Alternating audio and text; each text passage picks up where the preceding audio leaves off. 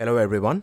In this video, I'm going to take you through a photographic documentary of how I managed to get the windshield washer fluid low-level warning indication in the Highline instrument cluster of my Polo.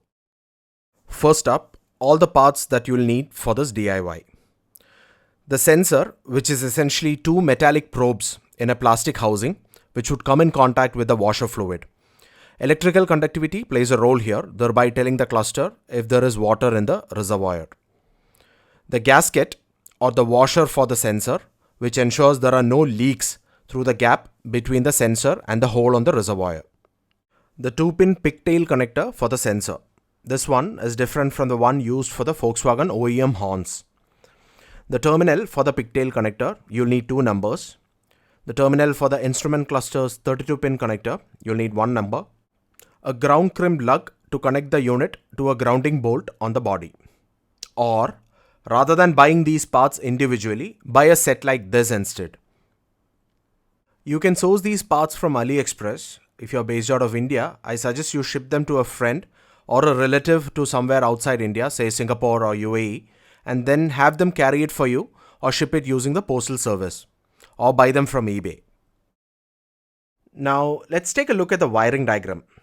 K106 is the windshield washer fluid low-level lamp. G33 is the sensor, and one of the cables from the sensor goes to the ground and the other to the 17th pin of the 32-pin connector on the instrument cluster.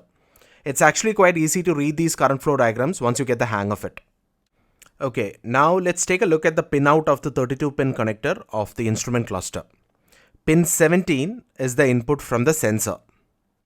Now let's come to the fun part of it, the DIY. First, jack up the driver side wheel, place a jack stand and remove the wheel. Remember to carry a small pipe in your car to help you remove these wheels easily. Once the wheel is removed, you have to remove the wheel well fender lining.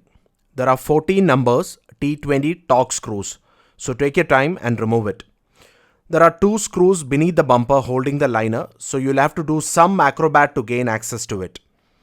Once you remove the liner, the windshield washer fluid reservoir becomes accessible. Just for your information, these are the parts of the washer fluid reservoir. This is the reservoir or the main container. This is the pump. This is the 2-pin connector of the pump. And these are the elbow fittings that connect to the hoses to the front and rear washer nozzles. Okay, now attach the 1-inch hole saw to the drill and drill a hole at the bottom corner of the reservoir. Now whatever fluid is there inside would drain out, that's perfectly fine. Clean the area thoroughly with a cloth. Attach the gasket to the sensor and insert it into the hole. Use some silicone sealant if required. I use some just to be sure. Silicone sealant is safe, so you can always remove it later if you need to replace the sensor. Do not use 2-component epoxy glues like Araldite or JB Weld. It will become rock hard, making it impossible to remove it later. Now connect the 2-pin connector to the sensor. I'm sure you can do a better job than I did back in 2015, like tape the 2 cables using a cloth tape or enclose them in a corrugated tube to protect it from the elements.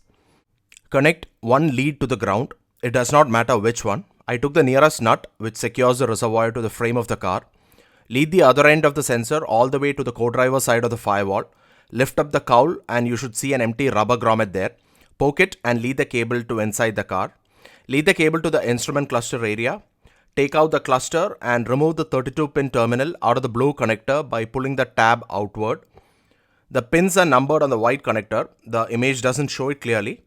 Insert the pin in number 17 as shown and insert the terminal back to the connector and plug it back to the cluster.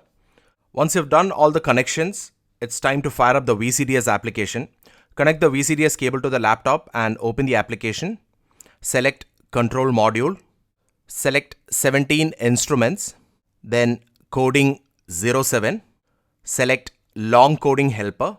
Under byte 1, select bit 2, which reads washer fluid warning active, stroke installed, and exit the long coding. Select do it and exit the VCDS application. Since your reservoir now has no water inside, it would shortly throw a warning on the MFD of the cluster. If you have a Highline cluster on your Volkswagen Polo, Vento or Skoda Rapid or Fabia, don't miss this neat add-on, guys.